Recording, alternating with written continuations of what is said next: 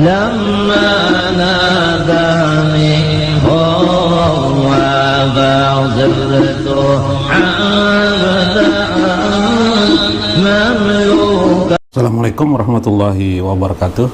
Bismillah, alhamdulillah, Allahumma sholli ala sayyidina Muhammad wa ala ali sayyidina Muhammad. Tentang hadis berbuka puasa. Kenapa?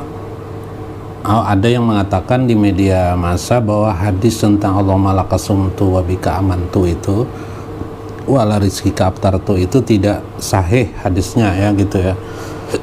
Lalu tidak boleh diamalkan, bid'ah. Nah, inilah berbahayanya takrij hadis yang tidak sempurna, sukanya mengotak-atik dasar-dasar keagamaan, lalu akhirnya membid'ahkan, mengatakan tidak benar. Apalagi ini sebenarnya doa itu tidak ada masalah, apakah dasarnya hadis ataukah berdoa sendiri, pakai bahasa Indonesia pun boleh. Berbuka dengan hati, dengan keluh kesah di hati, menyampaikan onek-onek, silahkan, tidak jadi masalah. Itulah pokok keagamaan sebenarnya. Apalagi kalau ditunjang hadis kan lebih bagus. Itu lebih bagus, mempercantik itu kalau dasarnya. Kemudian Allahumma lakasumtu itu hadisnya masyhur, itu hadis masyhur. Itu sebenarnya hadis dari Abu Daud ya, dari hadisnya sahih. Coba kita sanadkan ya untuk menerangkan hadis ya. Hadasana Musaddad, hadasana Husaim, hadasana an Husaini an Mu'az ibnu Juhrah annahu balaghahu anna Nabiy sallallahu alaihi wasallam, menghadiskan daripadanya Musaddad daripada Husaim ya, Husaim an Husain dari Mu'az ibnu Jahrah annahu balaghahu, bahwa dia menyampaikan anna Nabi sallallahu alaihi wasallam, karena adalah Nabi sallallahu alaihi wasallam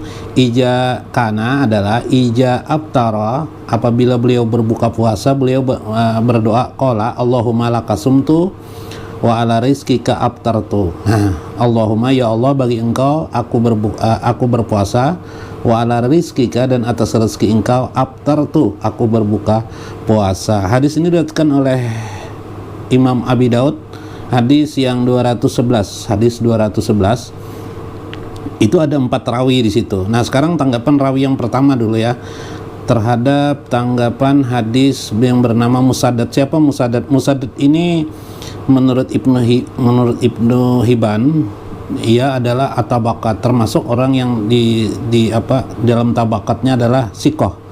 Jadi kata Ibnu Hibban, yang bernama Musaddad ini adalah orang sikoh. Sikoh itu artinya orang yang dipercaya. Yang kedua, menurut Ibnu Hajar Al-Asqalani, seorang ahli hadis juga, Ibnu Hajar Al-Asqalani pensarah kitab Sahih Bukhari ya. Ibnu Hajar Al-Asqalani ini, beliau mengatakan makbul. Musaddad ini kalau meriwayatkan hadis orangnya makbul, dipahami adalah makbul ya. Itu rawi yang pertama. Rawi yang kedua bernama siapa tadi? Husaim ya. Husaim ini siapa? Husaim ini menurut Yahya Ibnu Ma'in, seorang ahli hadis, dia adalah sikoh kata beliau. Abu Jurah juga mengatakan sikoh. Jadi yang bernama Husaim ini adalah orang sikoh. Sikoh itu tadi tidak dapat dipercaya ya. Ibnu Hajar Al-Asqalani mengatakan sikoh ya. Sikoh. Jadi Husaim ini sikoh. Hanya di waktu tuanya kata Ibnu Hajar Al-Asqalani ada perubahan kemampuan hafalannya sedikit. Tidak ada masalah. Menurut Imam Jahabi, Imam Jahabi ini beliau malah mengatakan sikoh wal hujah. Sikoh lagi hujah. Sikoh hujah itu berarti tinggi sekali derajatnya ya. Sikoh dapat dipercaya dan sikoh ya. Husaim ini banyak meriwayatkan hadis ya. Di antaranya hadis Imam Ahmad sendiri meriwayatkan hadis banyak, ada sekitar 82 buah. Imam Ahmad, dalam musnad Imam Ahmad itu ada 82 buah hadis riwayatnya. Imam Bukhari sendiri meriwayatkan dari Husaim ini, sumber Husaim ini ada sekitar 50 buah. Nah, ini catatan saya yang saya takrij, yang kemarin saya takrij karena ada pertanyaan ini ya, nanti saya cekkan kata saya. Imam Muslim ada 28 buah, kemudian Imam Abu Daud ada 20 buah hadis yang diriwayatkan oleh Husaim. Imam Tirmidzi ada 13 buah, Imam Nasai ada 27, dan Ibnu Majah ada 10 buah, kemudian Imam Ahmad ada 82 hadis. Ad-Darimi juga ada 15 buah hadis meriwayatkan dari sumber beliau ini.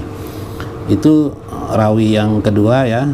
Rawi yang ketiga bernama Husain ya. Husain ini menurut Abu Hatim dia sikoh. Menurut Ibnu Sa'ad seorang ahli hadis juga dia sikoh dan subut ya. Dia ditetapkan kesikohannya. Menurut Al-Ajri juga sikoh, menurut Ibnu Hibban sikoh, menurut Ibnu Hajar Al-Asqalani sikoh dan sabat atau dia tetap ya. Kemudian menurut Imam Az-Zahabi sikoh dan imam, lagi dia adalah seorang pemuka hadis, seorang jujur hadisnya ya. Dan banyak meriwayatkan, Imam Bukhari sendiri meriwayatkan 52 hadisnya. Kalau mau nak rinci, Imam Muslim ada 87 hadis meriwayatkan dari beliau, Abu Daud 73, Imam Tirmidzi 58, Nasai 71 buah hadis, dan Ibnu Majah ada 38 hadis, dan Imam Ahmad banyak sekali ini 343 hadis meriwayatkan beliau. Jadi kalau mengatakan beliau tidak sahih, berarti hadis-hadis yang diriwayatkan oleh Imam Ahmad nanti banyak yang tidak sahih, karena beliau 343 hadis diriwayatkan mengambil riwayat dari beliau ini, dari jalur beliau ini. Itu yang ketiga. Yang keempat, yang terakhir, rawi yang disebut dengan Abu Jahrah kalau tidak salah tadi ya. Nah, yaitu Mu'az ibnu Zarah ya. Mu'az ibnu Zarah ya, di tingkatan sahabat. Ini sahabat langsung yang bertemu Rasulullah. Ini pasti ya, dikenal sekali. Ahmad bin Hanbal mengatakan beliau ini adalah soduk. Soduk itu artinya dipercaya juga, dari kata-kata sidik ya, orangnya jujur kata beliau. An-Nasai sikoh, Imam Al-Ajri mengatakan sikoh juga, Imam Abu Hatim mengatakan sikoh itu dipercaya. Ibnu Hibban mengatakan sikoh, sikot juga. Kemudian Ibnu Hajar Al-Asqalani mengatakan sikoh, lagi hafiz, beliau adalah memang penghafal hadis. Dan Imam Az-Zahabi mengatakan juga hafiz ya. Jadi luar biasa ya. Kalau ingin diteliti, Imam Bukhari meriwayatkan dari sahabat yang bernama Abu Jahrah ini. Imam Bukhari itu ada 395 buah hadis meriwayatkan dari atas nama Abu Jahrah ini. Artinya kalau Abu Jahrah rawi yang bersumber dari sanad-sanad rentetan Abu Jahrah ini 395 buah hadis, Imam Bukhari kalau mengatakan ini tidak sahih, ya kira hadis Imam Bukhari itu juga banyak tidak sahih 395. Bayangkan, ini kan fitnah hadis ini. Jadi banyak sekali. Imam Muslim sendiri meriwayatkan dari beliau itu ada 577 hadis. Imam Abu Daud ya banyak juga meriwayatkan ya. Saya tidak tercatat kemarin. Imam Tirmidzi, Nasai dan lainnya. Jadi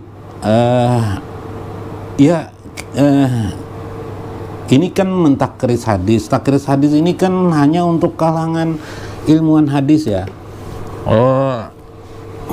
Di perguruan tinggi juga ada takris hadis, ada, tapi mereka tidak untuk disebarkan, hanya untuk kalangan sebuah sistem akademik saja. Akademik itu mencek hadis sebagainya, di mana kekurangannya ini dari segi rawi-rawinya lebih dan sebagainya. Banyak beberapa hadis itu tidak untuk disiarkan. Ngapain? Mengganggu keimanan orang. Nanti orang yang tidak mengerti ilmu hadis yang mengakibatkan terganggu dia. Seperti Anda kan tidak pernah, mungkin yang tidak sempat ya belajar ilmu hadis ya. Iya, itu masalahnya, karena memang ahli hadis itu kita jarang sekali. Ya, karena itu kita memakai imam-imam terdahulu tentang mereka memahami hadis di zaman mereka, yang mereka sudah menelusuri siapa-siapa merupakan hadis. Sekarang kan ada kitab-kitab hadis, sudah ada 9-12 buah kitab hadis yang semua itu dibaca ndak habis-habis. Ini masalahnya. Tidak ada hadisnya itu katanya. Kalau tidak ada, kenapa di riwayat Imam Abi Daud ada hadisnya? Sahih lagi hadisnya. Kenapa jadi dipersoalkan? Astagfirullahaladzim. Ini ada hadis Nabi, man kadzaba alayya muta'ammidan mak'adahu minan nar. Siapa yang berdusta kepada aku, mengatakan aku, termasuk juga mengatakan itu bukan aku mengatakannya padahal aku mengatakannya. Itu bisa juga artinya begitu kan. Man kadzaba alayya muta'ammidan mak'adahu minan nar. Tempat duduknya sudah disediakan pinar di dalam api neraka. Na'udzubillah min dzalik. Ini orang-orang yang suka-suka begitu. Harusnya membaca hadis yang terakhir itu takut. nggak berani, apalagi sudah ada imam-imamnya kan, imam-imam yang kita tidak bisa lagi untuk melakukan merajih. Saya ada punya yang mengajar hadis saya dulu, almarhum, beliau sudah meninggal dunia di usia umur 70 tahun lebih, seorang ahli hadis di perguruan tinggi, Bapak Kiai Haji Samsudin. Kemudian ada murid beliau yang terkemuka, sekarang sudah profesor, orang Martapura, sahabat sekaligus guru saya, yaitu Profesor Dr. Fahmi Al-Amruji. Itu beliau ahli hadis. Nggak sekasar begitu beliau, bagus sekali malah, Masya Allah, hampir tidak terucap beliau mengatakan hadis itu banyak melemahkan hadis, tidak beliau. Nah, kurang apa ilmu beliau itu tentang masalah-masalah hadis itu luar biasa. Nah, itu salah satu pribadi orang yang mengerti. Beliau orang Martapura ya, masih hidup sampai sekarang, tapi orangnya memang low profil ya, memang tidak banyak terlihat. Tapi beliau sangat alim. Kita banyak pun orang-orang alim yang seperti itu, tidak banyak terlihat ya di permukaan, tapi sebenarnya sangat jenius, sangat alim ya. Nah, kira-kira sampai ya menyangkut masalah hadis tadi itu, mudah-mudahan bisa dipahami dan Anda pahami sendirilah ini kerjaan siapa yang suka-suka begini ya.